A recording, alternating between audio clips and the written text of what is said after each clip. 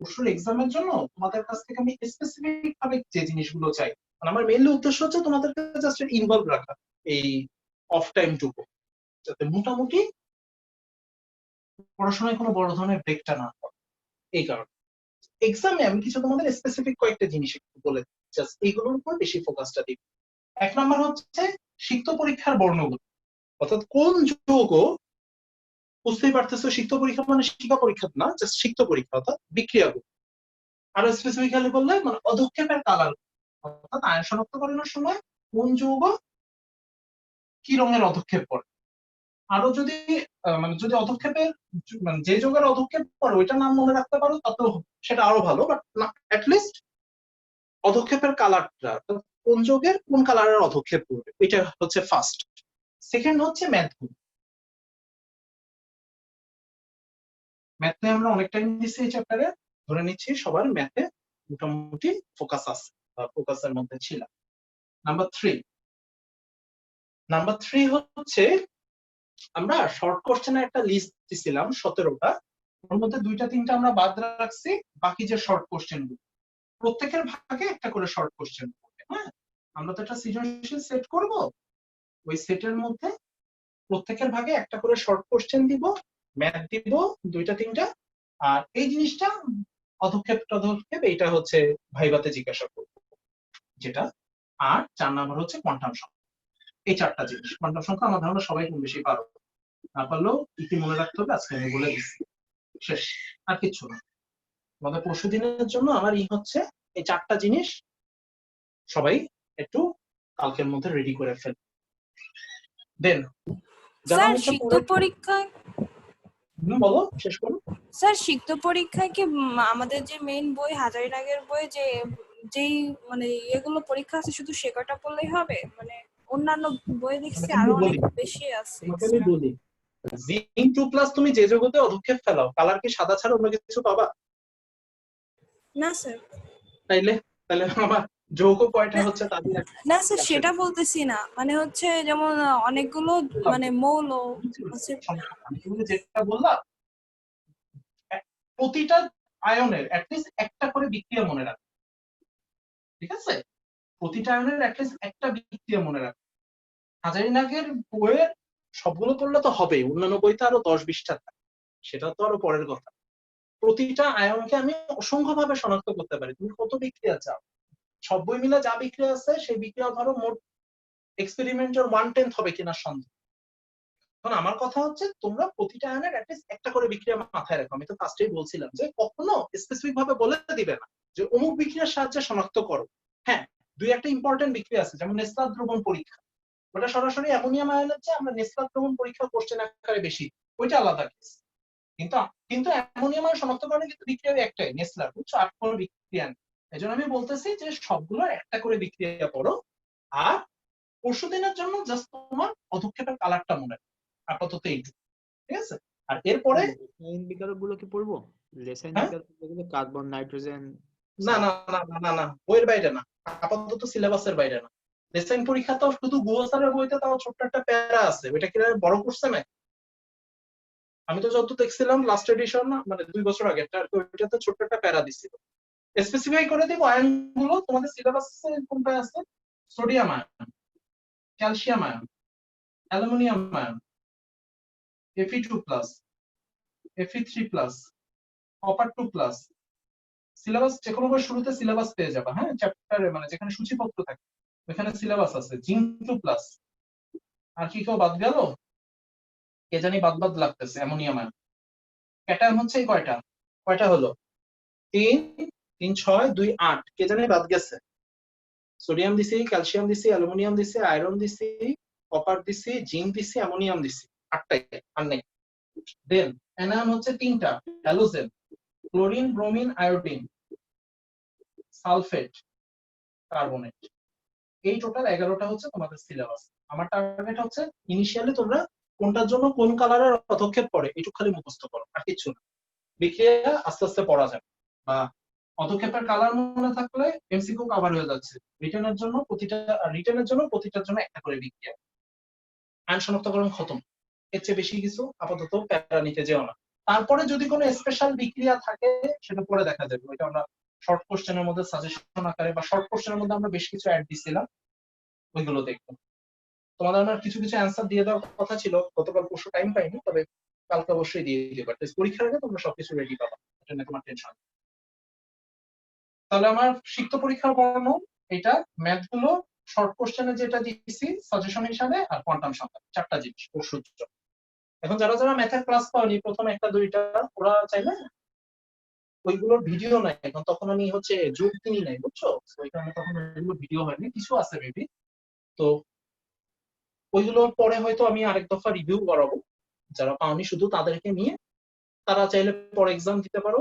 তো কারা কারা পরে অ্যাড হয়েছে আমার তো ভালো মনে নেই, তোমরা কারা কারা এক্সাম পরে দিতে চাও আমাকে একটু পার্সোনালি হোয়াটসঅ্যাপে নক দিয়ে জানাই। আর অনেকে গ্রুপ তৈরি করে ফেলছো, যারা তৈরি করছো তাদেরটা ওরকমই রাখবো, আর যারা করো নাই তাদেরকে আমি মানে পরশুদিন পরীক্ষার আগে আমি সকালবেলা আমি গ্রুপ বাকিটা বানাই দিব, যদি কারো কোনো আপত্তি থাকে তখন জানাই আমার। এইগুলো আমাদের এক্সাম রিলেটেড কথা। এক্সাম নিয়ে আর কি কারো কোনো কনফিউশন আছে? দাদা এখানে মানে কোশ্চেন সৃজনশীল হবে বলছিলেন না, তা মানে শুধু গ ঘ আসবে, তাহলে শর্ট কোশ্চেনটা কি হবে? ওই 2 4 4 মানে 10 মার্কের একটা কোশ্চেন দিব, তো বলতে দিব হচ্ছে একটা শর্ট কোশ্চেন 2 মার্ক, আর গ আর ঘ দুইটাতে দুইটা মানে খ আর গ দুইটাতে দুইটা ম্যাথ দিব 4 4 15 মিনিটের চেয়ে বেশি পারবা না, হয়তো 20 মিনিট টাইম দিতে পারি কোশ্চেনের ম্যাটার বুঝে, কিন্তু এতটুকুই। দাদা ওই কোশ্চেন মানে ওই যে কোথায় দিবেন আর বুঝছো? 5 জনের যে গ্রুপ, তো দাদা মানে 5 জনই কি মানে মানে লিখে আপনারা হোয়াটসঅ্যাপে ইনবক্স করবে? রাইট। মানে ব্যাপারটা আমি তোমাদের বলি, ধরো 8টা 30-এ আমি পরীক্ষা শুরু করলাম, তাহলে 8টা 30-এ আমার সাথে অ্যাড হবা 10 জন, আমি অ্যাড করে দিব, মানে ওই দিন আমি অ্যাকসেপ্ট করবো, তো আমি ধরো 10 জনকে লিংক দিব, ওই 10 জনের মধ্যে 5 জন ভাইবা দিবা আর 5 জন হচ্ছে রিটেন দিবা, দেন ওই 5 জনের ভাইবা হলে ওই 5 জন আবার রিটেন দিবা, অন্য 5 জন হচ্ছে তোমার ভাইবা দিবা। এইভাবে আমি মানে 10 জন 10 জন করে টাইম সেট করে দিব, ধরো কারো 8:30 থেকে 9টা পড়বে, কারো 8টা থেকে 8:30 পড়বে, কারো 9টা থেকে 9:30 পড়বে, একবার আমি টাইম উল্লেখ করে দিব, যাকে যে টাইম দিব তারা ওই টাইমে জয়েন। স্যার স্টার্ট হবে কি 8:30 বা 8টা থেকে? কারো 8টা থেকে স্টার্ট হবে, কারো 8:30 থেকে স্টার্ট হবে, কারো 9টা থেকে স্টার্ট হবে, কারো 9:30 থেকে স্টার্ট হবে, আধা ঘন্টা আর কি, মানে প্রত্যেকে আমার সাথে আধা ঘন্টা মানে হচ্ছে জারি হোক, প্রথম যে পরীক্ষাটা হবে সেটা কি 8:30টার সময় হবে? ফার্স্ট যেটা 8টা বা 8:30টার দিকে? প্রথম যে দিবা 8টায়, আধা ঘন্টা আগেও নিয়ে আসতে পারেন, 7:30টায় দিতে, 7:30টায় দিব না, কারণ তোমাদের তো 8টা থেকে আমার ক্লাস, মানে 8টা থেকে 10টা তো তোমাদের রেগুলার ক্লাস টাইম না আমার সাথে, ওই 8টা থেকে 10টার মধ্যে যে কোনো আধা ঘন্টা। কারো যদি মনে হয় টাইম চেঞ্জ করবা আগে পরে নিবা তাও নিতে পারো, বাট তোমরা তো এই টাইমে মানে আমার সাথে ক্লাস থাকে, তো ধরে নিচ্ছে 8টা থেকে 10টার মধ্যে তোমাদের অন্য কোনো ঝামেলা থাকবে না। আর 8 গ্রুপের কোশ্চেন কিন্তু ডিফারেন্ট হবে, হ্যাঁ, মানে 8টা আলাদা আলাদা সৃজনশীল করবো, এবং পরে টোটালটা আমি গ্রুপে দিয়ে দিব, মানে মোটামুটি তোমরা এই চ্যাপ্টারের এই 8টা কোশ্চেনই ধরো তোমাদের বোর্ডের সৃজনশীলের সাজেশন ম্যাথ রিলেটেড, মানে 8টার বাইরে তোমাদের ম্যাথ, এই চ্যাপ্টারে ম্যাথ নিয়ে আর কোনো মাথা ঘামাইতে হবে না। আর থিওরি যা আছে ওগুলো আমি ভাইবা নেওয়ার সময় ক্লিয়ার করে দিই। ভাইবাটা নিয়ে ভয় পাওয়ার কিছু নেই, বেসিক্যালি আমি কোশ্চেন করবো, তোমরা অ্যান্সার নিবে, ওরকম কোনো ভাইবা হবে না। জাস্ট আমার দেখা দরকার তোমাদের বেসিকটা কার কোন লেভেলে আছে, কারণ সামনাসামনি ক্লাস না নিলে আমি বুঝতে পারতাম কে কোনটা বুঝতেছো, কে কোনটা বুঝতেছো না, কে কোনটা ধরতেছো পারতেছো, কার কতক্ষণ লাগতেছে। যেহেতু চেহারা কারো আমি দেখতে পাচ্ছি না, আমার হাতে এটা ছাড়া কোনো অপশন নেই তোমাদের যে আসলে কার বেসিকে কোথায় কতটুকু ঝামেলা আছে। না হলে ধরো পরের এই চ্যাপ্টারটা সবচেয়ে সহজ চ্যাপ্টার, কিন্তু পরের যে চ্যাপ্টার গুলো বিশেষ করে সেকেন্ড পেপারের একটু জৈব যৌগ বা রাসায়নিক গণনা যদি আমি শুরু করি, তার আগে তোমাদের যদি বেসিকটা মোটামুটি ক্লিয়ার না হয় তাহলে অনলাইনে ক্লাস করা খবর হয়ে যাবে, তোমাদের খবর না হলে আমার ক্লাস নিতে খবর হয়ে যাবে। সেই জন্য আর কি জাস্ট তোমাদের গ্যাপ গুলো যতটা একটু পসিবল একটু জাস্ট ফিল আপ করে রাখা, বিশেষ করে জৈব যৌগ ক্লাসটার আগে যাতে মোটামুটি। ওকে, পরীক্ষা নিতে আর কারো কোনো কোশ্চেন আছে, কোনো কোয়েরি? ওকে, তাহলে কেউ যদি পরীক্ষা পরে দিতে চাও তাহলে আমাকে জানাও, যারা যারা অ্যাটলিস্ট পরের দিকে শেয়ার হয়েছে শেষের দিকে। ইনফ্যাক্ট যারা প্রথম থেকে অ্যাড হয়েছে মনে হচ্ছে একটু টাইম নিয়ে দিবা, তারাও বলতে পারো। তোমরা জাস্ট, তবে কেউ যদি কিছু না বলো আমি ধরে নিব পরীক্ষা দিচ্ছ, হ্যাঁ আমি কিন্তু সেভাবে গ্রুপ সেট করে ফেলবো। গ্রুপ সেট করার পরে আর প্লিজ বলো না যে বর্ণালী যে ম্যাথ গুলো আছে ওগুলো করা লাগবে। হ্যাঁ ম্যাথ তো সবই করা লাগবে, কিন্তু ম্যাথ কোনোটা বাদ দিইনি কেন, বর্ণালীর ম্যাথে কোনো প্রবলেম? না স্যার। আচ্ছা শিক্ষা পরীক্ষা এটা কি বই থেকে পড়বো? শিক্ষা না, শিক্ষা পরীক্ষা, শিক্ষা পরীক্ষা বর্ণ আমি চাইনি। হ্যাঁ ডেফিনেটলি বই থেকে পড়বো, আর কোথা থেকে পড়বো? শিক্ষা পরীক্ষার বর্ণ তো আত্মকথা থেকে পড়ার নাই। আচ্ছা যেটা বলছিলাম আমি সেটা হচ্ছে, দাদা, বলো। কার কোন টাইমে পরীক্ষা এটা কি আপনি আগেই বলে দিবেন? হ্যাঁ অবশ্যই, আগে না দিলে তোমরা বুঝবে কি করে? ধরো পরশুদিন পরীক্ষা, তো আমি মঙ্গলবার, তোমরা যদি কালকের মধ্যে আমাকে সবাই জানাও যে গ্রুপ আর কে কি করবা আর কারা কারা পরীক্ষা দিবা বা পরে দিবা, এটা যদি কালকের মধ্যে আমাকে জানাও তাহলে আমি মঙ্গলবার, বা না জানাইলেও আমি মঙ্গলবার সকালে দিয়ে দিব। তো কিছু জানানো থাকলে আমাকে কালকের মধ্যে পার্সোনালি জানাও, গ্রুপে না, পার্সোনালি হোয়াটসঅ্যাপে জানাও। আর তোমার কি বলে যে যে ওই কেউ যদি কোনো মেসেজ না দাও তাহলে আমি বাইরে ধরে নিব পরীক্ষা দিতে চলছো, সেই অনুযায়ী গ্রুপ করে ফেলবো। হ্যাঁ পরে আবার চেঞ্জ করতে বলো না, মানে যা জানাবো কালকের মধ্যে জানো। মঙ্গলবারের সকালে আমি যদি একবার গ্রুপ করে ফেলি ওইটা চেঞ্জ করতে বললো না, ওইটা চেঞ্জ করতে পারবো না তখন। স্যার শর্ট কোশ্চেন গুলো আপনি যে শীট দিয়েছেন সেখান থেকে পড়বো? অনেকগুলো তো আমি বাদ রাখছি, যেমন কোয়ান্টাম সংখ্যা বাদ রাখছি, এমআরআই বাদ রাখছি, আইআর বর্ণালী বাদ রাখছি, তারপরে হচ্ছে যেগুলো আমি বলছি পরে দেখাবো, ক্রোমাটোগ্রাফি পরে দেখাবো, ওগুলো বাদ। আপাতত এখন শীটের থেকে পড়বো। হ্যাঁ আপাতত শীটের কোশ্চেন গুলো, শুধু শীটের কোশ্চেন গুলোই পড়ো, বইয়ের কোনো কিছু খোলা লাগবে না। শীটের কোশ্চেন গুলো অ্যান্সার বইয়ের থেকে পড়ো, এটা কয়েকটা তো আমি লিখাই দিচ্ছি। আর দাদা আপনি কি স্টার্ট করবেন 8টা থেকে? হ্যাঁ পরীক্ষা স্টার্ট করবো 8টা থেকে, মানে প্রথম যে দুইটা তারা 8টা থেকে। আর কোনো কনফিউশন? ওকে তাহলে আসো আমরা পরের চ্যাপ্টারে যাই।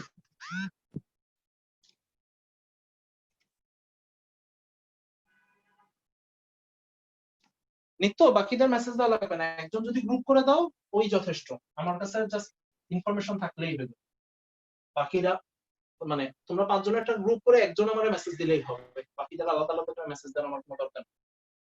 আচ্ছা এখন আসো সব থেকে ভাইটাল চ্যাপ্টার তোমাদের ফার্স্ট পেপার, রাসায়নিক পরিবর্তন। আচ্ছা তোমরা মোটামুটি মেন্টালি রেডি হও, ঈদের পরে তোমাদের ঘোষণা আসবে পরীক্ষা হবে কি হবে না, কবে হবে কি হবে, ঈদের পরে একটা ঘোষণা আসবে। আপাতত যেটা এডুকেশন মিনিস্ট্রি ডিসিশন, আপাতত কোনো পরীক্ষা বা স্কুল কলেজ সম্পূর্ণ বন্ধ থাকবে, একটা ধারণা দিবে, এবং সেটা মোস্ট প্রবাবলি নভেম্বরে। এই ঘোষণাটা ঈদের পর তোমাদের দিয়ে দেওয়া হবে আমি যত শুনলাম।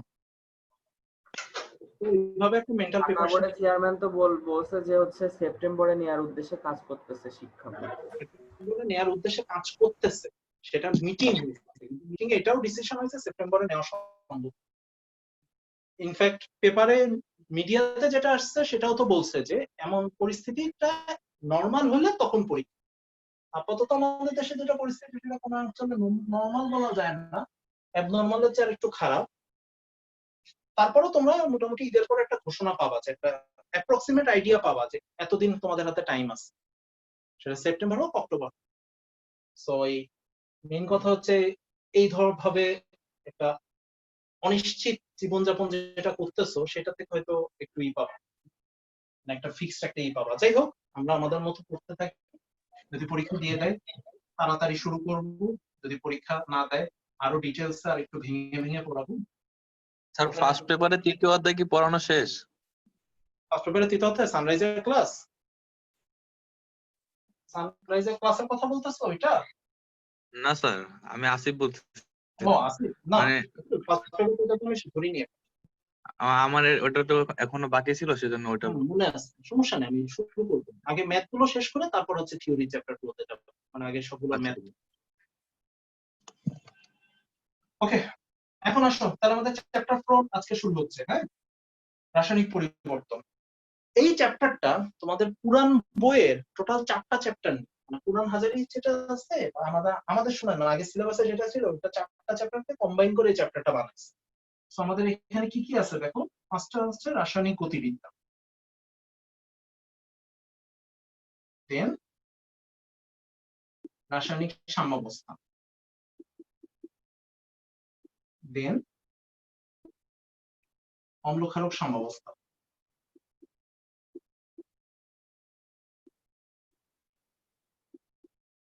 দেন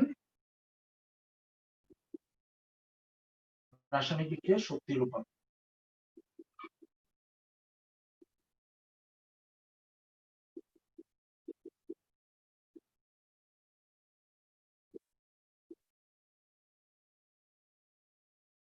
এই হচ্ছে আমাদের এখানে 4টা চ্যাপ্টার, ঠিক আছে? এখন এই যে 4টা চ্যাপ্টার, এই প্রতিটা চ্যাপ্টারে মোটামুটি বেসিক আইডিয়া তোমাদের সেই 9 থেকেই আছে। সাম্যাবস্থার বেসিক আইডিয়া আছে, গতিবিদ্যার বেসিক আইডিয়া আছে, এটারও বেসিক আইডিয়া আছে। আমাদের এখন এই বেসিক আইডিয়াটাকে জাস্ট এমফাসাইজ করা। তোমাদের এখানে মেইনলি প্রবলেম যেগুলো হয় সেটা হচ্ছে পুরো চ্যাপ্টারটাই ম্যাথ বেসড, কিন্তু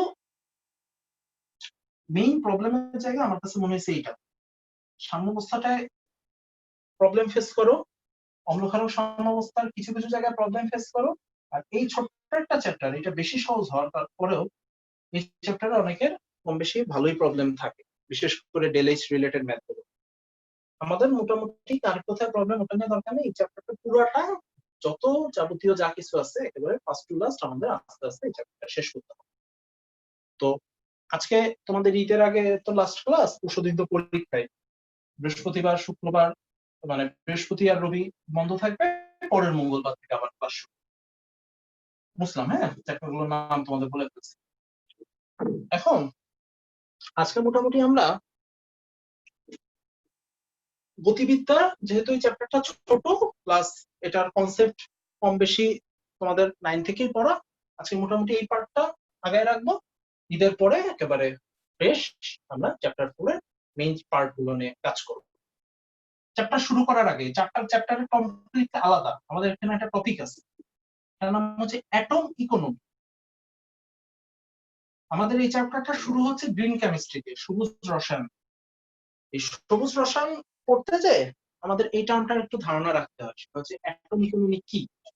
এটাকে সংক্ষেপে আমরা এই দিয়ে রিপ্রেজেন্ট করি।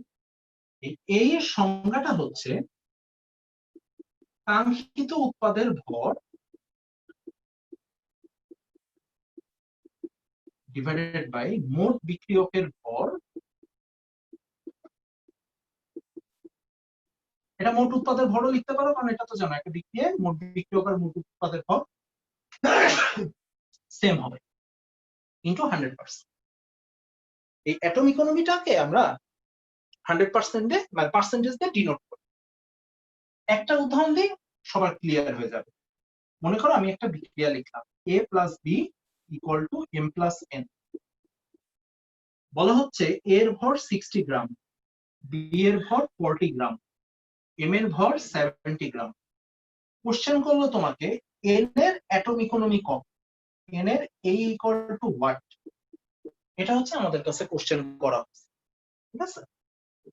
এখন এটার অ্যান্সার কি হবে খেয়াল করো। বিক্রিয়কের মোট ভর 100, তাহলে ডেফিনেটলি উৎপাদের মোট ভর আমার 100ই হইতে হবে, তার মানে n এর ভর হচ্ছে 30 গ্রাম। ওরা না বললেও আমরা বের করে ফেলতে পারি।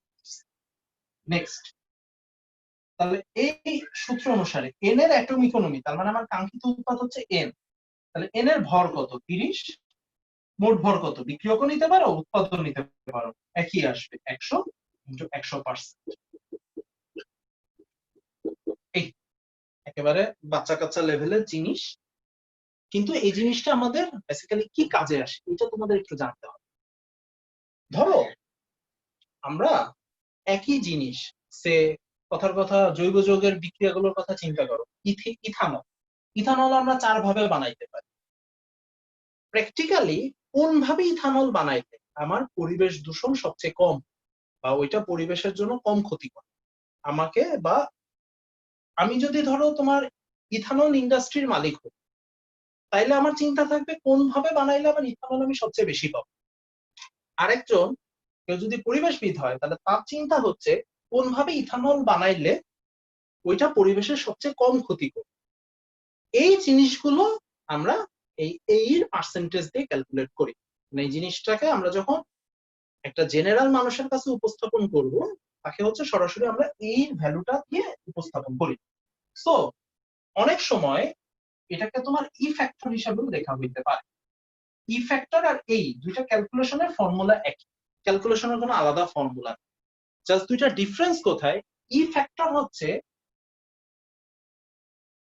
সেই উপায়টা খুঁজে বের করবে যে উপায়ে পরিবেশের ক্ষতি সবচেয়ে কম হয় আর সবচেয়ে বেশি হয়। ই ফ্যাক্টর দিয়ে আমরা ওইটা ক্যালকুলেট, অর্থাৎ বলা যদি হয় যে দুইটা বিক্রিয়াতে আমি কথার কথা এন বানাইলাম, হ্যাঁ, তারপর আমাকে কোশ্চেন করা হইলো যে কোন পদ্ধতিতে বা ই ফ্যাক্টরের মাধ্যমে দেখাও যে অমুক পদ্ধতি বেশি পরিবেশ বান্ধব। অর্থাৎ এন যদি আমার একটা বিষাক্ত পদার্থ হয়, তাহলে আমাকে যে পদ্ধতিতে এন এর ভ্যালু বা এন এর ই ফ্যাক্টর বা এন এর এই ছোট আসে, আমি বলবো ওই পদ্ধতিটা পরিবেশের জন্য ভালো। এরকম জাস্ট এইটার প্র্যাকটিক্যালি হচ্ছে এই, নাথিং এলস, এখানে নতুনত্ব কিছু নাই। আরো দুই একটা উদাহরণ আছে তোমাদের, আমি যখন প্রবলেম সেট দিব তখন ওর মধ্যে দিয়ে দিব দুই একটা। এছাড়া এই অ্যাটমিক ইউনিট থেকে আর কিছু শেখান।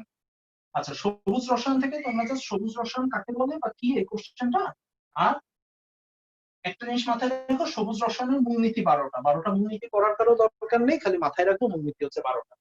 মূলনীতি কয়টা ওইটুকু এমসিকিউতে আসে। আর ইফেক্টর কেমনে বের করা হয় ওটা তো শিখ।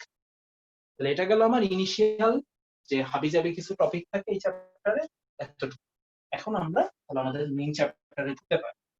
আমাদের প্রথম টপিক হচ্ছে রাসায়নিক গতিবিদ্যা। হ্যাঁ, রাসায়নিক গতিবিদ্যার আমাদের প্রথম টপিক হচ্ছে বিক্রিয়ার হার বা বেগ।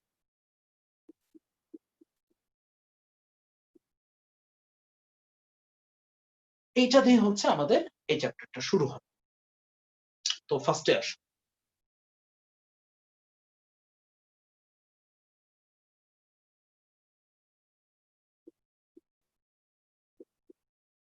বিক্রিয়ার হার বা বেগের সংজ্ঞা হচ্ছে এইটা। কথার কথা তুমি হারটা ভুলে যাও, তুমি এখানে বেগ নিয়ে চিন্তা করো। ফিজিক্সে আমরা যখন বেগের সংজ্ঞা পড়ছি কি পড়ছি? অবস্থানের পরিবর্তন বা সময়। কেমিস্ট্রিতে আমাদের বেগের সংজ্ঞা হবে জাস্ট বিক্রিয়ক বা উৎপাদের অবস্থানের পরিবর্তন। সেই অবস্থানের পরিবর্তন তুমি কেমনে মাপা সেটা হচ্ছে কথা। সেটা তুমি ঘনমাত্রা দিয়ে মাপো, আয়তনের পরিবর্তন দিয়ে মাপো, চাপের পরিবর্তন দিয়ে মাপো, একভাবে মাপলেই হবে। তবে স্ট্যান্ডার্ড প্র্যাকটিস হচ্ছে আমরা বিক্রিয়ার হার বের করার সময় আমরা ঘনমাত্রার পরিবর্তনকে আমরা আমাদের স্ট্যান্ডার্ড হিসাবে নিব, কারণ এটা কঠিন তরল গ্যাসীয় সবার জন্য নির্ণয় করা যায়। নেক্সট, বিক্রিয়ার দুইটা পার্ট থাকে, একটা বিক্রিয়ক থাকে, একটা উৎপাদ থাকে। আমি দুইটা দিয়ে বিক্রিয়ার হারকে পরিমাপ করতে পারি। সো বিক্রিয়ার হারের ফর্মুলা আমার হবে দুইটা। তোমাদের আমি ফার্স্ট এখন বলতেছি, পরে আর এই জিনিসটা আমি বলবো না। এই যে সি লিখলাম, হ্যাঁ, এই চ্যাপ্টারে, এই চ্যাপ্টার বলে না, মোটামুটি কেমিস্ট্রি যে কোনো জায়গায় এই সি দিয়ে আমরা বুঝাবো হচ্ছে বিক্রিয়কের ঘনমাত্রা, মাথায় রেখে। এটা অনেকে জানো না দেখে মাঝে মাঝে কনফিউশনে পড়ে। সি দিয়ে আমরা যে কোনো জায়গায় সি দিয়ে আমরা বুঝাবো বিক্রিয়কের ঘনমাত্রা, আর এক্স দিয়ে আমরা বুঝাবো উৎপাদের ঘনমাত্রা। এই দুইটা সাইন ইউনিভার্সাল, এটা একটু মাথায় রাখি। অর্থাৎ কোথাও বিক্রিয়ক বুঝাইতে গেলে আমি সি ইউজ করবো, কোথাও উৎপাদের ঘনমাত্রা বুঝাইতে গেলে আমি এক্স ইউজ করবো। এই দুইটা সাইন ইউনিভার্সাল, এটাকে সচরাচর চেঞ্জ করা হয় না। এখন দেখো, একটা বিক্রিয়ায় বিক্রিয়কের ঘনমাত্রা যতটুকু হ্রাস পাবে, উৎপাদের ঘনমাত্রা আমার ঠিক ততটুকুই বৃদ্ধি পাবে। সো বিক্রিয়কের ঘনমাত্রা আমার যতটুকু হ্রাস পাচ্ছে, উৎপাদের ঘনমাত্রা আমার ততটুকু বৃদ্ধি পাচ্ছে। সো এই দুইটা আমি ডেফিনেটলি সমান ধরতে পারি, এবং এই দুইটা যে কোনো একটাতে আমি বিক্রিয়ার হার মাপতে পারি। শুধু ডিফারেন্স কি, বিক্রিয়কের ঘনমাত্রা হ্রাস পাবে, তাই আমার এখানে একটা মাইনাস সাইন, উৎপাদের ঘনমাত্রা বৃদ্ধি পাবে, সো এখানে আমার একটা প্লাস সাইন। কিন্তু হার বা বেগ বললে আমি এই দুইজনের যে কোনো একটাকে ব্যবহার করতে পারি। তবে আগে থেকে বলে রাখি, আমরা সচরাচর ব্যবহার করি পরেরটা, অর্থাৎ dx বাই dt। আলটিমেট দেখো সেই ঘুরে ফিরে বেগের সমীকরণে চলে আসলো। ফিজিক্সে বেগ লিখতাম আমরা dx বাই dt, কেমিস্ট্রিতে সেই বেগ লিখতেছি dx বাই dt। কোশ্চেন হচ্ছে মাইনাস dc বাই dt টা আমরা ইউজ করি না কেন? সিম্পলেস্ট কারণ আমরা মাইনাস অপছন্দ করি। কোন সমীকরণে আমরা সচরাচর আগে থেকে একটা মাইনাস রাখতে চাই না, এটা সমীকরণের কমপ্লেক্সিটি বাড়ায়। একটাই কারণ, আর কোনো কারণ নেই, বুঝছো? এই কারণে আমরা সচরাচর dx বাই dt দিয়ে তোমার বিক্রিয়ার হারকে ডিনোট করি। আমাদের পরের টপিক, হারের একক কি হবে? সমীকরণ দেখে বলে দাও। ঘনমাত্রার একক মোলারিটি, টাইমের একক সেকেন্ড। তাহলে এভাবেও লিখতে পারো, এভাবেও লিখতে পারো, যেটা তোমাদের ভালো লাগে। তো বিক্রিয়ার হারের একক আমার সবসময় এইটা, মোলারিটি পার সেকেন্ড বা মোল পার লিটার পার সেকেন্ড। গেল। তাহলে এখান থেকে আমার মনে রাখার মতো কিছু নাই। হারের সংজ্ঞা, হারের এক ক্লোজ। আমার সবচেয়ে জরুরি যেটা, সেটা হচ্ছে হার কেমনে নির্ণয় করব। এটা হচ্ছে আমার মেইন টপিক। তাহলে আমার মেইন টপিকটাই আমরা ব্যাক করি, বিক্রিয়ার হার নির্ণয় করা।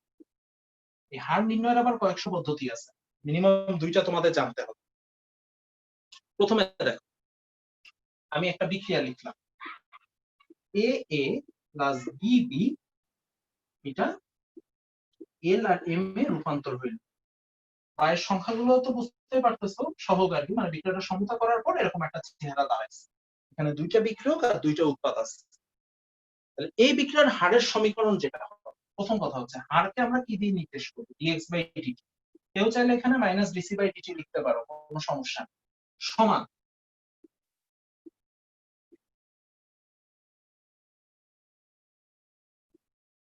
আমি সমীকরণটা লেখা কমপ্লিট করি, তারপর আমি তোমাদের একটা এক্সাম্পলে যাব।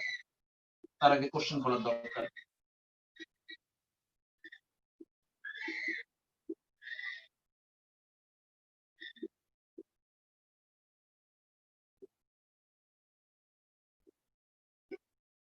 আপনার কি পড়ছে? না, স্ক্রিন আসছে পুরোটাই। ওকে, সবাই সমীকরণটার দিকে একটু তাকাও। এটা আমার ছিল একটা বিক্রিয়া। আমার উদ্দেশ্য হচ্ছে এই বিক্রিয়ার হার নির্ণয় করা। এই বিক্রিয়ার হার dx by dt equal to, দেখো আমার 4টা সমীকরণ আসছে, অর্থাৎ তুমি যে কোনো বিক্রিয়ক বা যে কোনো উৎপাদ দিয়ে তুমি এই বিক্রিয়ার হার নির্ণয় করতে পারো।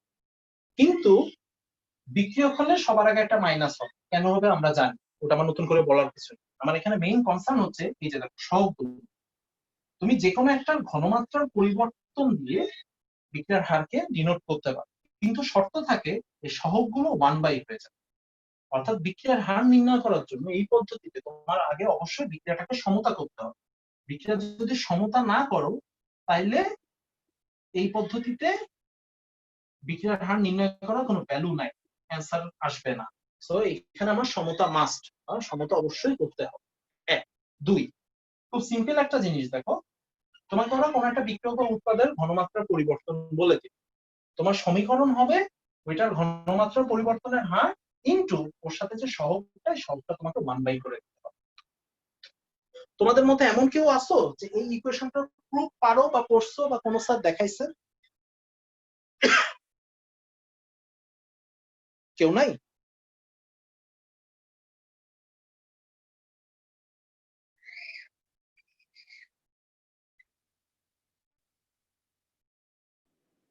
এটা প্রুফ পারবা কেউ?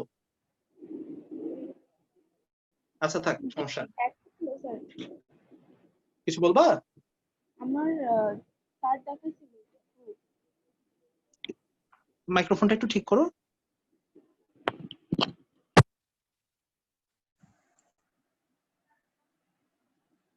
আচ্ছা থাক, সমস্যা নেই। শোনো, এটা প্রুফটা আমি একটু পরে দেখাবো, যখন তোমাদের ক্রোমার বিভিন্ন সমীকরণ দেখাবো তখন আমি এটা প্রুফ দেখাবো। একটা প্রুফ দেখলে বুঝে যাবে, বা প্রুফ না দেখলেও প্রবলেম নেই। আপাতত এটা এগুলো একটু মানে অনলাইন ক্লাসে প্রুফ গুলো দেখানো একটু ঝামেলা, বুঝছো? এগুলো সামনাসামনি দেখাতে হলে সুবিধা। যাই হোক, আপাতত ওই ঝামেলায় যাচ্ছি না। এটা একটা জাস্ট বিক্রিয়ার হার নির্ণয়ের সমীকরণ। একটা এক্সাম্পল দিয়ে তোমাদের পুরোটা ক্লিয়ার করে দিই। ধরো আমাকে কোশ্চেন করলো এরকম, একটা বিক্রিয়া দিল অ্যামোনিয়া জারণ,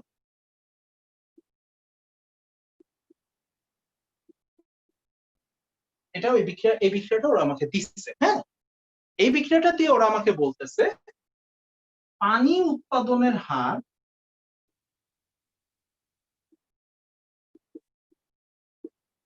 4.8 মিলিলিটার পার সেকেন্ড হলে অ্যামোনিয়া বিয়োজনের হার কত?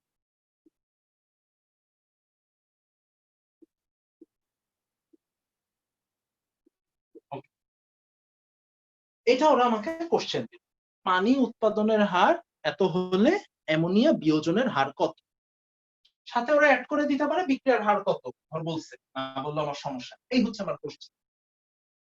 তাইলে দেখো প্রথম কাজ আমি ফার্স্টে কি বলছি, দেখো সমতা মাস ওরা করে দিলে ভালো, জীবনেও করে দিবে না, তোমাকে করতে হবে। আমি মুখস্থ সমতা বসাই, তোমরা আশা করি সমতা করতে পারো, না করতে পারলে করতে করতে শিখে ফেলবে। এটা হচ্ছে সমতা। চাইলে এখানে তোমরা ভগ্নাংশ রাখতে পারো, এতে কিছু যায় আসে না, সমীকরণে কোনো হেল্পের হবে। দেন আমার পরবর্তী করণীয় এই লাইনটা লিখে ফেলবা, অর্থাৎ ABCD যে লাইনটা, এই লাইনটা ওই বিক্রিয়ার জন্য লিখে ফেলবা। তাহলে দেখো আমি যদি এই বিক্রিয়ার জন্য হারের সমীকরণ লিখি, তাহলে আমার সমীকরণটা কেমন দাঁড়াচ্ছে।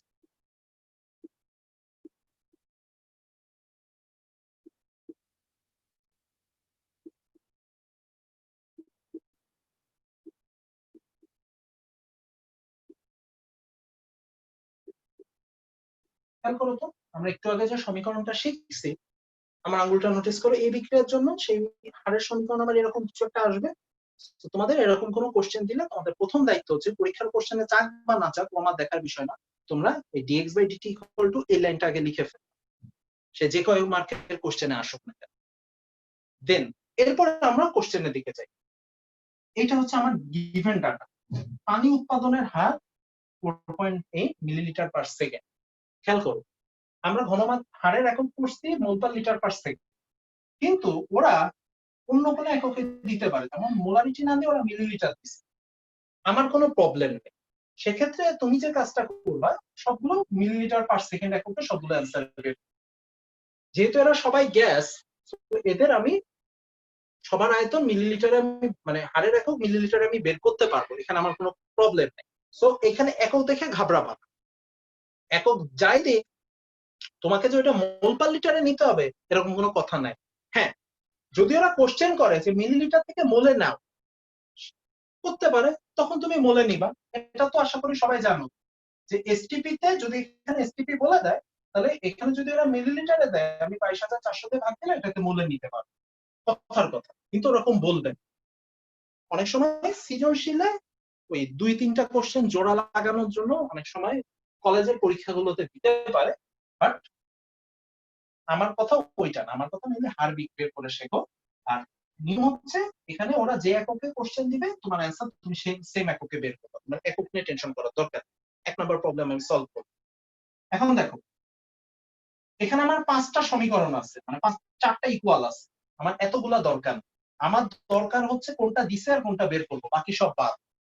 তার মানে পরের লাইনটাতে দেখো হার আপাতত আমার কাছে চাই নাই, হার আমি লিখবো না, মাঝখানে এরা সব বাদ, এটুক খালি মাঝখানে আমি একটা বড় করে সমান, এইটা দেওয়া বের করতে হবে, এইটা দেওয়া আছে।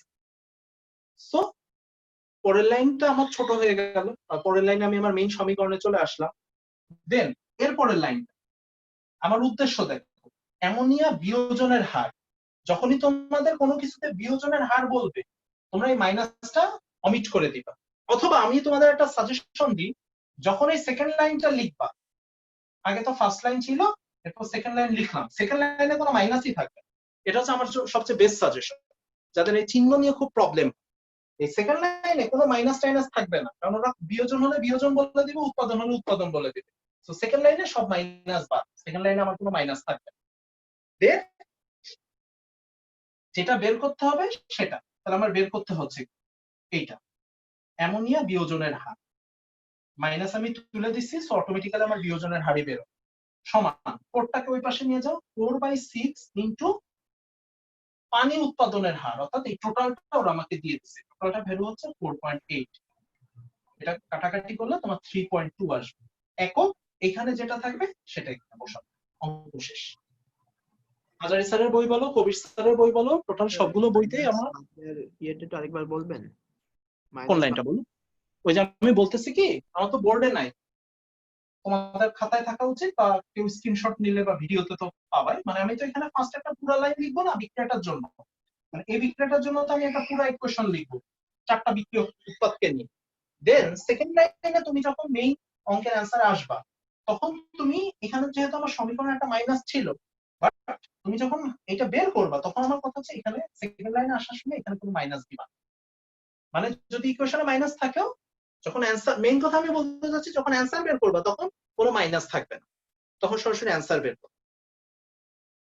আচ্ছা দাদা। মানে আমার মেইন কথা, যখন আমি ম্যাথের মানটা বসাবো আমি কোনো মাইনাস বসাবো, কারণ সিম্পল ব্যাপার, এখানে মাইনাসটা ডিনোট করে বিয়োজন। ওরা যদি বিয়োজনের হার দিয়ে দেয় তাহলে মাইনাস সুদটা দিয়ে দিবে, যদি বের করতে বলে তাহলে সরাসরি বিয়োজনের হার বের করতে বলবে, আমার মাইনাসের কোনো দরকার। তো যখন আমি মান বসাবো আমার কোনো মাইনাস ইকুয়েশনে রাখবো, তাহলে তোমার এই মাইনাস মাইনাস কাটাকাটি করার ওই প্যারাটা নিতে হচ্ছে, ঠিক আছে? ইন্টারে ওঠার পর তোমাদের ফোকাসটা হচ্ছে বেসিকটা ঠিক রেখে আমি ফাইনাল অ্যান্সারটা কি করে বের করতে পারি এইটার করা। 9-10 যেমন আমাদের সাইড নোট ছিল কিনা, হ্যান ছিল কিনা, ত্যান ছিল কিনা, কত প্যারা ছিল, ওই জিনিস ইন্টারে টেনে আনবা না। বিশেষ করে তোমরা যারা জেলা স্কুল ব্যাকগ্রাউন্ডের তাদের অনেকের এই টেন্ডেন্সিটা থাকে। ওকে, তাহলে আমাদের এই রিলেটেড প্রবলেমস আপাতত ক্লোজ হইলো। হাজারি স্যারের বই, কবির স্যারের বই, সবার বইতে মোটামুটি শুধু এই রিলেটেড প্রবলেম নিয়ে একটা অনুশীলনী আছে। তবে আমার তোমাদের প্রতি সাজেশন হচ্ছে, যাদের এই চ্যাপ্টারটা খুব ভালো মতো করা নেই তারা অবশ্যই আগে কবির স্যারের বই পুরোটা করবে, মানে ম্যাথ, কবির স্যারের বইয়ের ম্যাথ পুরোটা করবা, তারপর অন্য কোনো বই। যদি কারো না থাকে আমি অ্যাজ ইউজুয়াল পিডিএফ দিয়ে দিব, কোনো টেনশন নেই। কিন্তু আমার সাজেশনটা হচ্ছে মোটামুটি সবার জন্য, কারণ আগে কবির স্যারের বইয়ের সবগুলো ম্যাথ পুরোটা শেষ করে তারপর গুহ স্যার ধরো, হাজারি ধরো। এই চ্যাপ্টার আমি গুহ ধরি না, সচরাচর গুহ স্যার কখনো করাই। কবির স্যার পুরোটা করার পর আসলে এই চ্যাপ্টার কিছু বাকি থাকে না, থাকলে ওগুলো দেখানো যাবে। আচ্ছা, তাহলে আমাদের একটা টপিক গেল বিক্রিয়ার হার নির্ণয়। এখন আসো, আমাদের এখানে আরেকটা ভেজাইলার টপিক আছে, এটা হচ্ছে বিক্রিয়ার ক্রম। বিক্রিয়ার ক্রম থেকেও আমরা বিক্রিয়ার হার নির্ণয় করতে পারি, বাট তার আগে তোমাদের এখানে একটা সূত্র পড়াইতে হবে।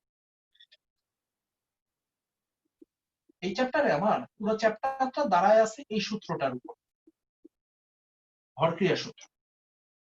সূত্রটা কম বেশি তোমাদের ফুল বিবৃতি মনে না থাকলেও আমার ধারণা সূত্রটা কি বুঝাইতে চাই এটুকু অ্যাটলিস্ট সবার মনে আছে।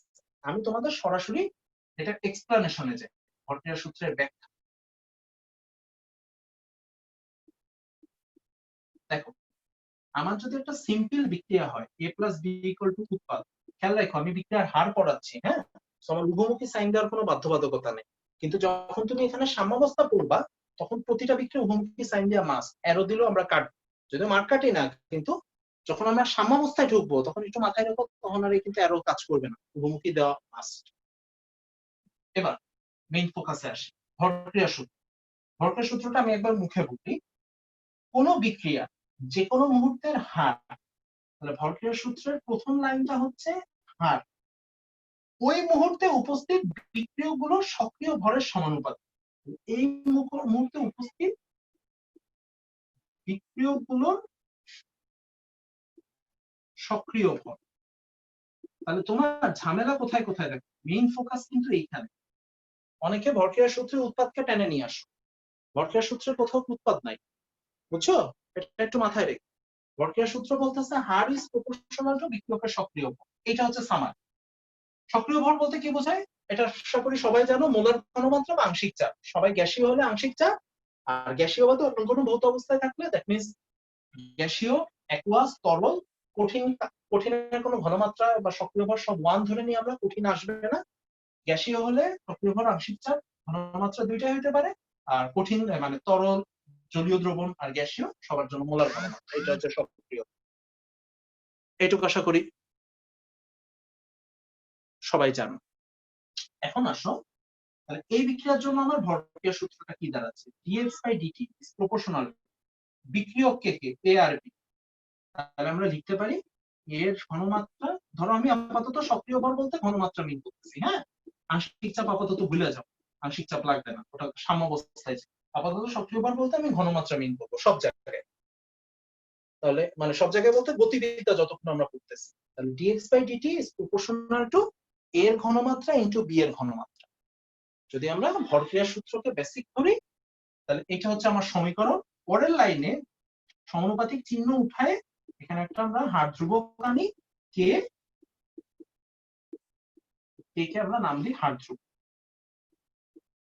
এতটুকু পর্যন্ত মনে হয় তোমাদের সবার কম বেশি জানা আছে, বা কারো এতটুকু পর্যন্ত কোনো কনফিউশন নাই। এখন আমার কথা হচ্ছে, এই যে আমরা ইকুয়েশনটা লিখছি এই বিক্রিয়ার জন্য, এটা ট্রু হইতেও পারে নাও পারে, এখানে একটা ঝামেলা আছে। অর্থাৎ এই যে dx by dt is equal to k into a into b লিখছি, বুঝছো? এইটাই যে এই বিক্রিয়ার হারের সমীকরণ হবে এর কোনো গ্যারান্টি, যদিও আমরা ভরক্রিয়া সূত্র থেকে এইটাই আমরা বিক্রিয়ার হারের সমীকরণ হিসেবে আমরা নর্মালি জেনে থাকি, কিন্তু এইটাই যে বিক্রিয়ার হারের সমীকরণ হবে এটার কোনো গ্যারান্টি কারণ নেই।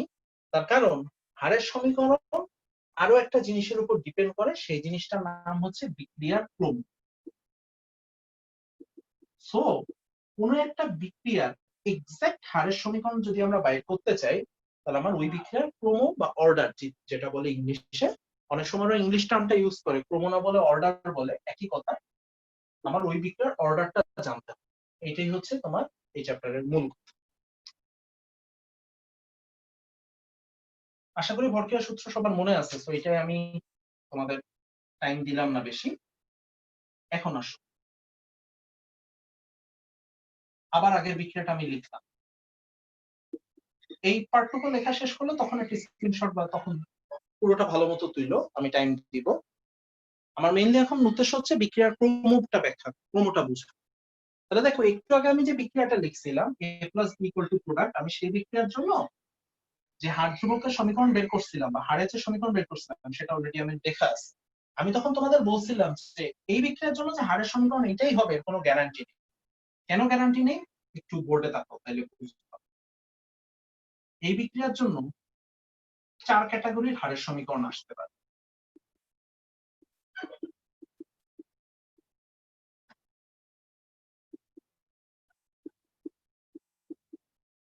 দেখো সবাই একটু বোর্ডে ভালো মতো ফোকাস দাও।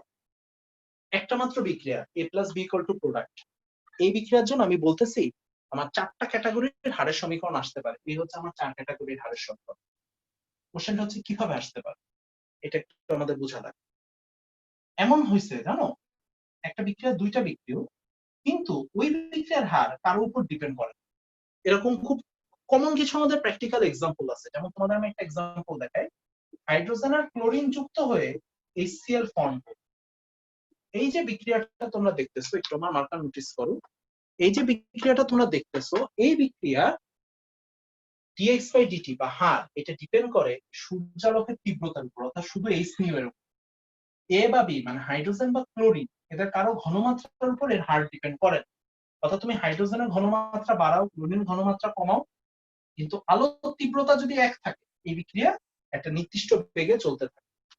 দ্যাট মিন্স দেখো, এই বিক্রিয়া আমার 2টা বিক্রিয়া এ এবং বি, কিন্তু বিক্রিয়ার হার এদের কারো উপর ডিপেন্ড করতেছে। তাহলে এই বিক্রিয়ার জন্য আমার হারের সমীকরণ কি হবে? dx by dt equal to k। এমন হইতে পারে, দেখো ধরো আমরা যে আদ্র বিশ্লেষণ বিক্রিয়াগুলো পড়ি, ধরো পানি এর সাথে কে বিক্রিয়া করাবে, অ্যালুমিনিয়াম ক্লোরাইড, কিছু একটা প্রোডাক্ট পাবো। এই যে আমরা কোনো বিক্রিয়ার সাথে, যৌগের সাথে যখন পানিকে বিক্রিয়া করে, তখন পানি নরমালি যা লাগে তার থেকে 300-400 গুণ বেশি নেওয়া। সো ওই বিক্রিয়ায় পানির ঘনমাত্রা চেঞ্জটা খুব ইনসিগনিফিকেন্ট হয়। অর্থাৎ ওই বিক্রিয়ার হার, ধরো বি হচ্ছে পানি, তাহলে পানির ঘনমাত্রার উপর ডিপেন্ড করে না। তো ওই বিক্রিয়ার হার তখন ডিপেন্ড করে শুধুমাত্র এই যৌগটার ঘনমাত্রার উপর, অর্থাৎ এর ঘনমাত্রার। তার মানে তখন আমরা লিখতে পারি dx by dt equal to k into a। তুমি যদি a কে পানি ধরো, তাহলে আমি এটার সমীকরণ লিখতে পারি dx by dt equal to k into b। আর নরমালি আমার যেটা হওয়ার কথা ছিল, দুইটার উপরে ডিপেন্ড করতেছে, তাহলে এইটা। তাহলে দেখো, একটা মাত্র বিক্রিয়া, যে বিক্রিয়ার হার বা যে বিক্রিয়ার বেগ আমাদের কিসের উপর ডিপেন্ড করবে, সেইটার উপর বেসিস করে আমাদের ওই বিক্রিয়ার হারের সমীকরণ লিখতে হবে। এখন এই কিসের উপর ডিপেন্ড করতেছে না, এইটা যে জিনিসটা থেকে আমরা জানতে পারি সেটা হচ্ছে বিক্রিয়ার ক্রম। আমি ফার্স্টে তোমাদের অ্যান্সারটা বলে তারপর কোশ্চেনটা বলবো, বুঝতে সুবিধা হবে। তুমি প্রথম সমীকরণটার দিকে তাকাও। এই বিক্রিয়ার হার কয়টা বিক্রিয়কের উপর ডিপেন্ড করতেছে? একটারও না, তার মানে এর ক্রম হচ্ছে 0। এই বিক্রিয়ার হার কয়টার ঘনমাত্রার উপর ডিপেন্ড করতেছে? একটা বিক্রিয়ক, তার মানে এই দুই কেসে আমার ক্রম হচ্ছে 1। এই বিক্রিয়া আবার কয়টা বিক্রিয়কের উপর ডিপেন্ড করতেছে? দুইটা বিক্রিয়া, তার মানে আমার ক্রম হচ্ছে 2। সমস্যাটা যেটা হচ্ছে, আচ্ছা ফার্স্ট একটু বলে নাও, এই যে আমি ক্রম 0 1 2 লিখলাম, এই 0 1 2 লেখা বোঝনে এমন কেউ আছো? থাকলে এখনই বলো।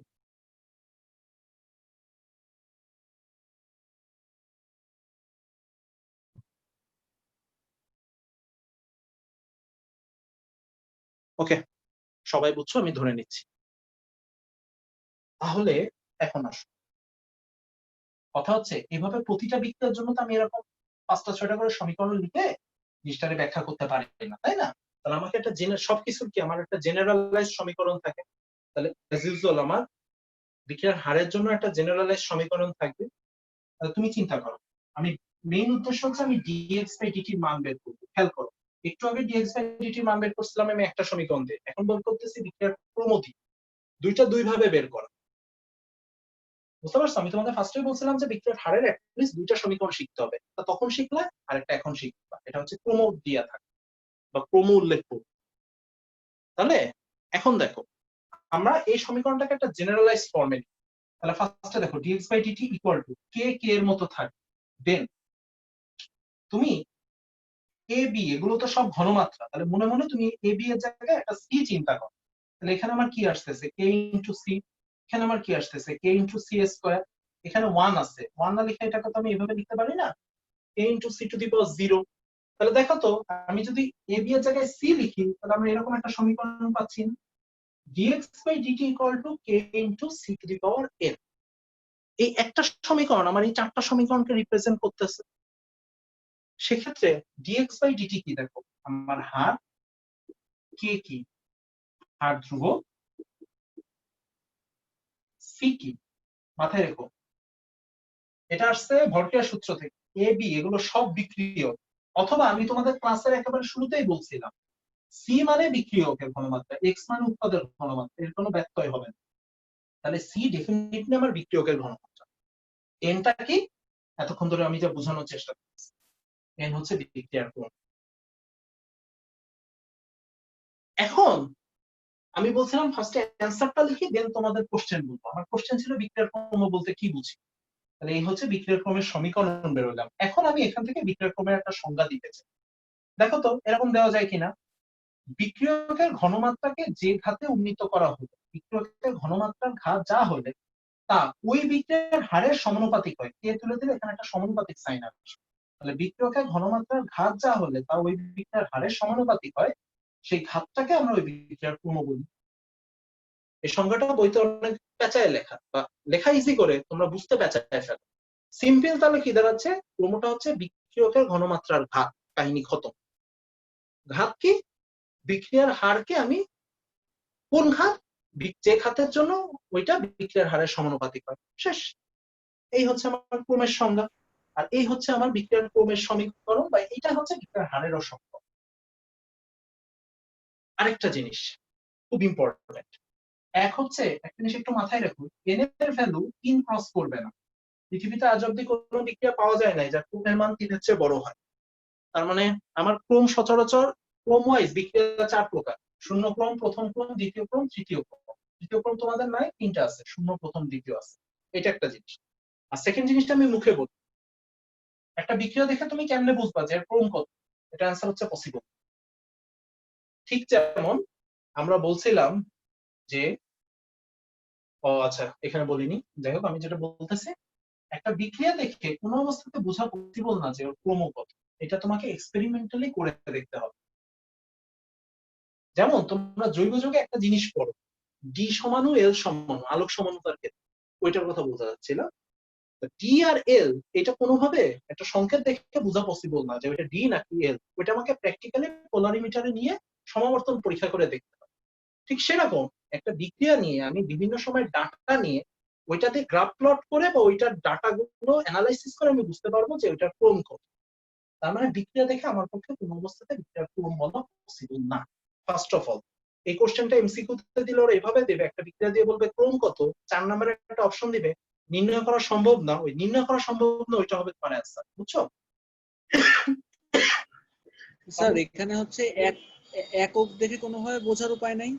ওয়েট আছে আছে, ওইটা আমি বলবো। আমি বলতেছি এমনি যে একটা বিক্রিয়া দিয়ে যদি কেউ তোমাকে বলে যে বিক্রিয়ার ক্রম কত, তাইলে ওইটা আমার পক্ষে বলা সম্ভব।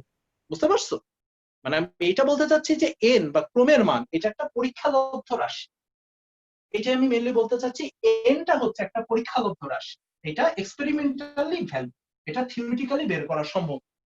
কথা হচ্ছে আমরা তাহলে ম্যাথ কেমনে করবো? ম্যাথ তো আর আমরা পরীক্ষার হলে বসে পরীক্ষা করে দেখতে পারি না, তাই না? তো ক্রম বের করার আমার একটা পদ্ধতি হচ্ছে, একটা জিনিস খেয়াল করো, এই যে কে, এই হার ধ্রুবকের একক দেওয়া থাকলে এটা দিয়ে আমরা ক্রম বের করতে পারি। এখন ওরা যখন তোমাকে ম্যাথ করতে দিবে, ডেফিনেটলি ওরা তোমাকে হার ধ্রুবকের একক দিয়ে দিবে, হার ধ্রুবকের মান ছাড়া তো কোনো অঙ্ক হবে না। তো তখন ওই হার ধ্রুবকের একক দেখে আমরা ক্রমের মান বের করি। তোমরা টেকনিকটা দেখো, dx বাই dt এর একক কি? এর একক তো ফিক্সড, মোলারিটি পার সেকেন্ড। এখানে c⁻0, তার মানে কে এর একক এই মোলারিটি পার সেকেন্ডই। হ্যাঁ, কারণ কে এর সাথে তো আর কিছু নাই। তার মানে আমরা কি এরকম বলতে পারি? এটা স্ক্রিনে আসতেছে? আসতেছে। তাহলে দেখো, আমাদের এখনকার টপিক হচ্ছে তাহলে আমরা ক্রম চিনবো কি করে। ক্রম চেনার একমাই উপায় সেটা হচ্ছে হার ধ্রুবকের একক। ধরো শূন্য ক্রম যদি হয় তাহলে হার ধ্রুবকের একক হবে মোল পার লিটার পার সেকেন্ড। যদি প্রথম ক্রম হয়, এখানে মান বসাও। স্যার দুই বিক্রিয়কের জন্য ক্রম 2 ক্রস করতে পারে না? বুঝি না, আরেকটু বলবা? বিক্রিয়ক দুইটা হয়, এক্ষেত্রে ক্রম হচ্ছে হাই 2 পর্যন্ত হইতে পারে না 3 হতে পারে? দুইটা বিক্রিয়ক যদি হয় তাহলে আরেকবার একটু বলবা, ধরতে পারিনি। মানে হচ্ছে দুইটা বিক্রিয়ক যদি থাকে এক্ষেত্রে হচ্ছে ক্রম 2 ক্রস করতে পারে কিনা, মানে ক্রম যদি 3 হয় 3 ক্রমের বিক্রিয়া এরকম কি হতে পারে? দুইটা বিক্রিয়ক থাকলে বিক্রিয়া ক্রম 3 হইতে পারে কিনা এটা বলছো? জি স্যার। হ্যাঁ পারে। প্রভাবক থাকলে, প্রভাবকও তো বিক্রিয়া অংশ নেয়, অবশ্যই পারে। শোনো, বিক্রিয়া ক্রম যেটা, বুঝছো, এটা অনেক কনফিউজিং একটা টার্ম। আমি তো তোমাদের 0 1 2 দেখাচ্ছি, এটা অনার্স লেভেলে যখন কেমিস্ট্রি পড়বা, অ্যাটলিস্ট সায়েন্সে যদি থাকো, তখন দেখবা ভগ্নাংশ আসে। দেড় ক্রম বিক্রিয়া, একটা প্রথম ক্রম বিক্রিয়া আর একটা প্রথম ক্রম বিক্রিয়া যদি অপোজ করে, এরকম বহুত শর্ত আছে। মানে ধরো এখানে আমি দুইটা বিক্রিয়ক লিখছি, কথা কথা এখানে একটা প্রভাবক আছে। হ্যাঁ, প্রভাবকও বিক্রিয়া পার্টিসিপেট করে, অ্যাটলিস্ট বিক্রিয়ার হার বৃদ্ধি করার জন্য। তো তখন প্রভাবকের কারণেও বিক্রিয়ার ক্রম চেঞ্জ হয়, প্রভাবক ক্রমের অন্তর্ভুক্ত। এই কারণে আমি বলতেছি ক্রম পুরোপুরি একটা এক্সপেরিমেন্টালটা, ওইটা আমরা কোনোভাবে থিওরিটিক্যালি বের করতে পারি। তো যেটা আমরা বলতেছিলাম, বাট ম্যাথ করার জন্য আমাদের কি লাগবে? আমাদের জাস্ট ওরা হার ধ্রুবকের এককগুলো দিয়ে দেবে, এইটা দেখে আমরা মোটামুটি ডিসাইড করবো। যেমন ধরো শূন্য ক্রম তো আশা করি বুঝছো, প্রথম ক্রমে আসি। হার ধ্রুবকের একক দ্বারা হচ্ছে মোলারিটি পার সেকেন্ড, কে কে এর মতো থাকবে। ঘনমাত্রার একক, ধরো বি এর ঘনমাত্রা, এটার একক মোলারিটি। দুই সাইড দিয়ে মোলারিটি কেটে দাও, তাহলে প্রথম ক্রমের ক্ষেত্রে আমার হার ধ্রুবকের একক দাঁড়াচ্ছে পার সেকেন্ড। এই সবগুলো কিন্তু হার ধ্রুবকের একক লিখতেছি, কে এর একক। সেম টু সেম তুমি পরীক্ষা করে দেখো, দ্বিতীয় ক্রমের ক্ষেত্রে তোমার হার ধ্রুবকের একক আসবে লিটার পার মোল পার সেকেন্ড। তৃতীয় ক্রম আমাদের নাই, ওটা নিয়ে টেনশন করার দরকার নেই। তাহলে এই হার ধ্রুবকের একক দেখে আমরা ক্রম চিনতে পারি। এই হচ্ছে আমাদের সামারি।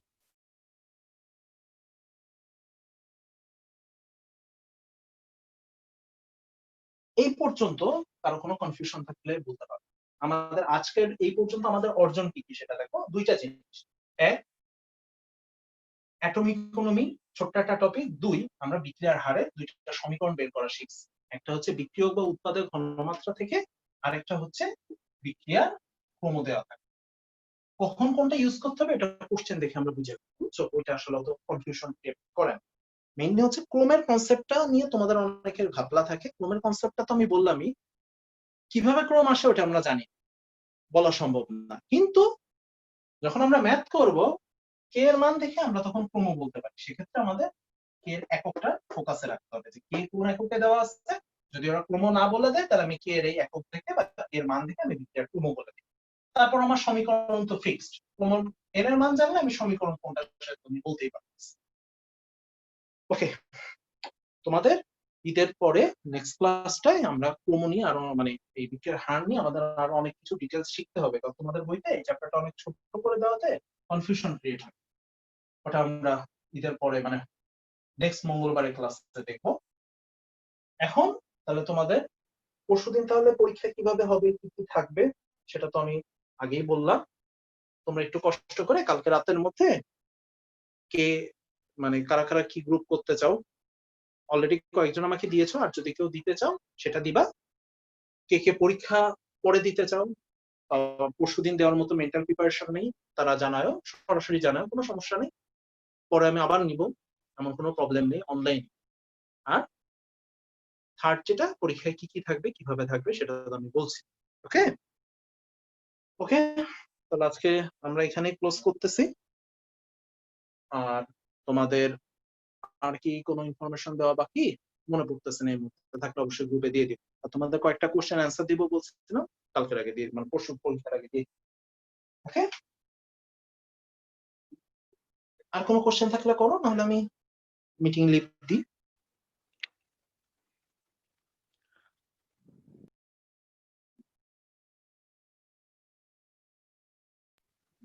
দাদা বলো। 2 এর ক্ষেত্রে ওটা কি দিচ্ছেন, লিটার পার মোল পার সেকেন্ডের, সেকেন্ডের কিনা পাওয়ার কত দেওয়া ঘাতে? Per second -1। ও 3 মনে হচ্ছে, তাই জিজ্ঞেস করলাম। সমস্যা নেই, এমনি একটু মুছে গেছে তো অপরিষ্কার লাগছে। লিটার পার মোল পার সেকেন্ড, বা এটাকে এভাবেও লিখতে পারি m to the power -1 s to the power -1। তার dx বাই dt মোল এটা না, ঠিকই আছে, পার সেকেন্ড। মানে এটাকে চাইলে আমরা এভাবেও লিখতে পারি পার মোলার পার সেকেন্ড, এভাবেও চাইলে লেখা যায়। নিচে যেটা লিখছি অবলিক দিয়ে এভাবেও লেখা যায়। আর এটা এখন যে সবসময় সেকেন্ডে থাকবে কোনো গ্যারান্টি নেই, ওটা পার মিনিট, পার ঘন্টা, পার ইয়ার, পার ডে, এমনকি পার শতাব্দীও দিতে পারে, ওদের ব্যাপার। ওইটা আর কি পার টাইম বুঝায়। আর কোনো কোশ্চেন?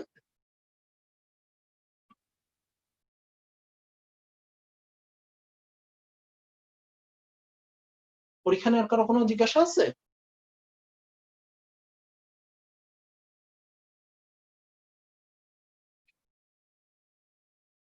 দাদা গ্রুপ তো আপনি করে দিবেন তাই না? মানে যারা আমাকে কোনো দিচ্ছ না, তাদের জন্য আমি করে দিব। আর যদি তোমার পরিচিত কেউ থাকে, ফ্রেন্ড আমার কাছে মানে আমাদের গ্রুপে আসছো, বা আমার মানে আমার আজকের এই ক্লাসের মধ্যে আসছো, এরকম কারোর সাথে যদি করতে চাও করতে পারো। সেরকম পরিচিত তো কেউ নেই। এমন কোনো কথা নেই, তুমি 2 জন বা 3 জন মিলে আমাকে একসাথে দিতে পারো, অন্য 2 জনকে আমি অ্যাড করে দিব, তোমার ব্যাপার, তোমাদের ব্যাপারে। আপনি গ্রুপে অ্যাড করে দিন আমাকে। হ্যাঁ সেটা তো দিব, মানে যারা আমার কাছে কোনো দিবা না, গ্রুপের কোনো চয়েস দিবা না, তাদের তো গ্রুপ আমি বানাবো, ওটা সমস্যা। জাস্ট বলতেছি কেউ একবার গ্রুপ করে দিলে মানে ওটা চেঞ্জ করতে পারবে না, ঠিক আছে? আচ্ছা, যদি কেউ পরীক্ষা পরে দিতে চায় তাহলে অ্যাটলিস্ট কালকে রাতের মধ্যে জানাবে। পরশুদিন সকালে আমি গ্রুপ একবার করে দিলে ওটা চেঞ্জ করতে গেলে অনেক ঝামেলা হবে, টাইম চেঞ্জ করতে হবে, ওইটা পসিবল। ওকে, তাহলে আজকের মতো আমরা লিভ দিই, ভালো থাকো। আর দ্বিতীয় চ্যাপ্টারের ম্যাথ গুলো তাহলে ইফাকে ভালো মতো করে ফেল, কি কি থাকবে কি কি দিব তা তো আমি তোমাদের বলি। Thank you.